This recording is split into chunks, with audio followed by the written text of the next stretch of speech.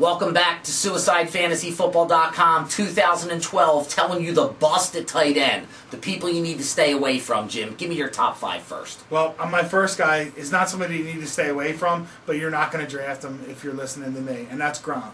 You can't really have somebody as a number 5 guy in your rankings and a bust, but really, yeah, you can. Where people are going to take him at, there's no way he's going to produce like that. I'm staying away from Gronk in almost every league unless he lasts to middle, third, early 4th round draft pick. There's no way I'm touching him any earlier than that.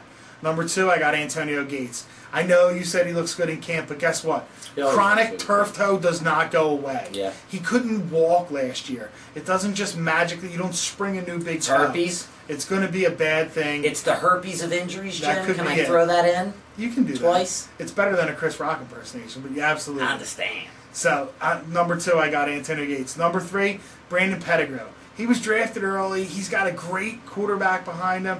I just don't think he's ever going to really be the guy, and I really think Scheffler's going to wind up getting more touchdowns. Takes his touchdowns. By the end of the year. Yes, I think he's going to wind up.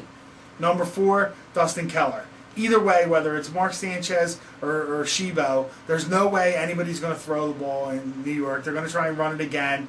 Somebody's going to be taking him as like the number 7, number 8 rated tight end, and it's never going to happen. He's not a starter in any fantasy football league for me. And number 5, I had to put him on here just because Mercedes Lewis, I didn't pick don't him. ever pick him ever. Pebbles is not going to give any credit to it. Dude, one year I was right. One year he became a top 3 tight end. Shut up. 2 or 3 years ago, he was a top 3 could only draft tight end. in the AFC South, maybe. Come on, he's a bum. I have nothing to do with him this year, but don't rip me for what I said a few years ago. Yeah, That was right. actually right. Right. You've been saying it. You said it for 5 years. I said it once. 5 years. I was right once. I will say that, but I was right once. All right, I'm going to give you my top 5 busts. I'm starting with number 1, Vernon Davis. I think Vernon Davis is going to go back to his 2010 stats instead of 2011. I know he's fast. I'm not high on the quarterback in San Francisco, no matter who it is, whether it's Smith or whether it's Kaepernick, who I think is eventually going to be the quarterback before about midway through the season. So I'm not high on Vernon Davis. Also not high on Jermichael Finley. Already having some problems early in camp. He didn't do it last year, and if he's starting out with problems early, I don't see why he's going to do it this year. He looked bad even when he was healthy last year, Jim. Dropping passes, just not looking anything like an elite quarterback we all hoped. Not looking like Bubba Franks. No, not looking like Daniel at all. Number 3, I got Tony Gonzalez. Eventually, Father Time catches up to everyone.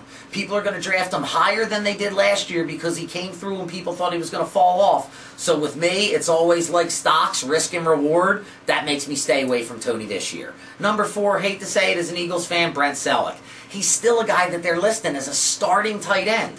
And I don't see it. He's going to be staying into block a lot because Mike Vick's going to be running like he always does. Clay Harbor's going to take away some of those touchdowns. And I just don't see him being an end zone target enough to make him draft worthy as a number 1 or even a number 2 guy. There's guys I'd rather take a flyer on.